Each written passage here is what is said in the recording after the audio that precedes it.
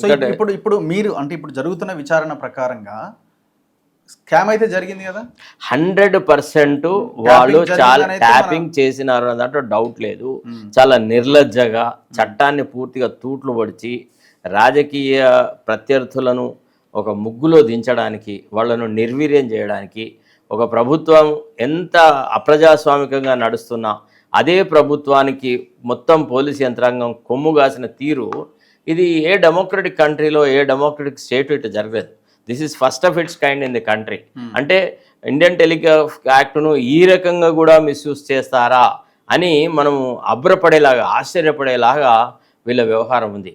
అంటే మనం ఏదో అధికారి ఎంతో కొంత అధికార పక్షానికి కొంత సానుకూలంగా ఉంటాడు అనేది విన్నాం, కానీ మరీ పూర్తిగా తాబేదారులుగా ప్రవర్తించిన తీరు, వీళ్ళ రూల్ బుక్ పోయింది. ఇప్పుడు మనం చూస్తే సిగ్గు అనిపించట్లేదు, ఐపీఎస్ ఆఫీసర్లకు ఇంత చెప్రాసేలాగా పనిచేశారా అని. మళ్ళీ ఒక్కొక్కడు కొన్ని 100 కోట్లు సంపాదించినాడు. ఇప్పుడు ఇందులో ఎవరేదో ఆర్డినరీగా మామూలుగా డబ్బులు సంపాదించిన వాళ్ళు కాదు. అంటే స్వామి కార్యం స్వకార్యం అన్నీ చేసుకున్నారు. రాజకీయ ప్రత్యర్థులను చెరబట్టేసేసి కేసీఆర్ అమ్ముకున్నారు, ఆడియోలు లిటరల్ గా అమ్ముకున్నారు. అంతే కదా, మీరు ఇంకోటితో ఎంతో మంది ఈనాడు టెలిఫోన్ కుంభకోణంలో అంటే బాధితులు ఎవరైతే ఉన్నారో ఈ ట్యాపింగ్ కుంభకోణంలో వాళ్ళు బహిర్గతం చేయలేకపోతున్నారు, బయటికి రాలేకపోతున్నారు. వాళ్ళ వ్యక్తిగత జీవితాలలోకి వీళ్ళు అంత లోతుగా తొంగి చూస్తున్నారు. మనం ఈ విషయం మర్చిపోదు. ఇవాళ సినిమా ఇండస్ట్రీని అంతా వీళ్ళ చెప్పు చేతుల్లోకి రావడానికి వీళ్ళకు టెలిఫోన్ ఈ ట్యాపింగే ఉపయోగపడ్డది. కొంతమంది నిజ జీవితాలు అంటే మనకు ప్రైవేట్గా మాట్లాడుతున్నప్పుడు చాలా సందర్భాలలో ఎట్లుంటుందంటే, ఇప్పుడు నేను మీతో మాట్లాడతాను, వెళ్ళిపోతాను, తర్వాత ఇంకెక్కడో మాట్లాడతాను, వెళ్ళిపోతాను. ఆ తర్వాత వాళ్ళకి ఏదో రకంగా నా కాంటాక్ట్ దొరికితే నాకు వాళ్ళు ప్రైవేట్గా మా పేరు చెప్పకండి అని చాలా విషయాలు చెప్తాను. మీరు అక్కడ పనిచేసి వచ్చారు కాబట్టి మీకు ట్యాపింగ్ జరిగిందన్న ఒక అంచనా కూడా ఉండాలి కదా. 100% నేను చెప్పాను కదా, ఫస్ట్ విక్టిమ్ నేనే. అంటే నాకు ఎట్లా అనుమానం వచ్చిందంటే, నేను డైరెక్టర్ జనరల్ ఆఫ్ పోలీస్ దీదన్ మహేందర్ రెడ్డి గారి మా ఇద్దరి మధ్య జరిగిన conversation which was on phone with regard to promotion of a particular individual. Out of turn promotions అనేవి జరగకూడదు, ఇది సీనియారిటీని కాదని కొందరు దొంగలకి అప్పుడున్న అధికారులు కొంత ప్రైవేట్గా హెల్ప్ చేసినారు.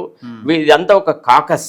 ఇది కాకుండా ఇన్స్టిట్యూషన్లో ఒక డిసిప్లిన్ ఉండాలా, నిజంగా నిజాయితీగా పనిచేసిన వాళ్ళను కాదని దొంగలకు ప్రమోషన్లు ఇచ్చే పద్ధతి తప్పు అని ఆయన ఒక ప్రిన్సిపల్డ్ స్టాండ్ తీసుకున్నాడు. నేను I was also mentally supporting that particular view. అయితే ఈ రాధాకిషన్ రావుకు సంబంధించిన ఒక వ్యక్తికి మేము అవుట్ ఆఫ్ టర్న్ ప్రమోషన్ను రిజెక్ట్ చేసినప్పుడు దానికి వ్యతిరేకంగా మేమిద్దరం మాట్లాడుకున్న విషయము, మరుసటి రోజు ఎప్పుడైతే రాధాకిషన్ రావు వచ్చి నాతో మాట్లాడినాడో, నీ పెదవుల కదలికలు కూడా నాకు తెలుస్తాయి, నువ్వు ఏం అడ్వైజర్ ఇస్తున్నావు నాతో, నేను డైరెక్ట్గా నేను గెట్అవుట్ అని చెప్పిన, నువ్వు నాతో నన్ను ఎదిరిస్తున్నావు, చల్ గెట్అవుట్, నువ్వెవడి నాకు చెప్పడానికి, I will go by the rule, I will never buckle under pressure, నేను చెయ్యా అని చెప్పినాను. వాడు అప్పటి నుంచి ఇక పగబట్టి ప్రతిదీ గోరంతలు కొనదు. లాస్ట్కు వాళ్ళు ఎంత దిగజారినారు అంటే, ఒక పర్టికులర్ కేసులో ఒక ఏసీబీ రేడ్స్ అన్నీ జరిగి వాడి క్యారెక్టర్ అంతా పరమ దరిద్రం. 3-4 సార్లు సస్పెండ్ చేసిన వ్యక్తికి మొత్తం టోటల్గా వాడికి బ్యాక్ వేజెస్తో సహా జీతం ఇవ్వాలా అని ఒక జడ్జితో ఒక తీర్పు తీసుకొచ్చినారు. ఆర్గ్యుమెంట్ కంటే ముందు వాళ్ళ అడ్వకేట్ పోయి జడ్జిని కలిసినాడు రఘు. నేను ఆర్గ్యూ చేయని విషయాలు నేను ఆర్గ్యూ చేసినట్టుగా జడ్జి రాసినాడంటే మీకు ఏం చెప్పాలి. నేను ఒక ఎట్లా ఆశ్చర్యపోయినానంటే, అరే గిట్ల కూడా వ్యవస్థల్ని మ్యానిపులేట్ చేస్తారా అని. ఒక రకంగా నన్ను ఎట్లా ప్రొజెక్ట్ చేసినారు తెలుసా, నేనేదో పెద్ద ఘోరంగా నేరంగా వ్యవహారం చేసినట్టు. నాకేముండే ఒక ప్రిన్సిపల్ ఏముండేదంటే, అవినీతిలో పట్టుబడ్డ వ్యక్తి పూర్తిగా మారల్ టర్పిట్యూడ్, వాడికి అసలు ఇంటిగ్రిటీయే లేదు, వాడు ఎట్లా how that fellow is an asset to the department అని. నాకు కొద్దిగా క్యారెక్టర్లెస్ ఫెలోస్ అంటే మొదటి నుంచి కొంత ఏవగింపే ఉండేది, నేను ఇష్టపడకపోతుంటే. అయితే చిన్న చిన్న అంశాలలో కూడా ఒకవేళ ఆఫీసర్లు ఎవరైనా కష్ట సుఖాలలో ఉంటే మాత్రం ఐ యూస్ టు ఇంటర్వ్యూన్. నేను అవసరమైన సందర్భాలలో డీజీపీ గారికి కన్విన్స్ చేసి కూడా కొంతమంది చిన్న చిన్న వాటిలలో ఉన్న వాళ్ళని తప్పించిన సందర్భాలు కూడా. అంటే డిపార్ట్మెంట్ అనేది ఒక కోహెసివ్ యూనిట్గా ఉండాలి. Character and integrity must be protected, preserved at all costs అని మహేందర్ రెడ్డి గారికి ఉండేది, నాకు కూడా ఆయనతోనే సిమిలర్ వ్యూస్ ఉండేది. సో కాబట్టి నాకు అప్పుడే అర్థమైంది. నేను ఇమీడియట్గా మా వాళ్ళ నుంచి వెరిఫై చేసిన, yes sir you are under scanner, మీ ఫోన్ మాత్రం ట్యాప్ అవుతుంది సార్ అని అన్నారు.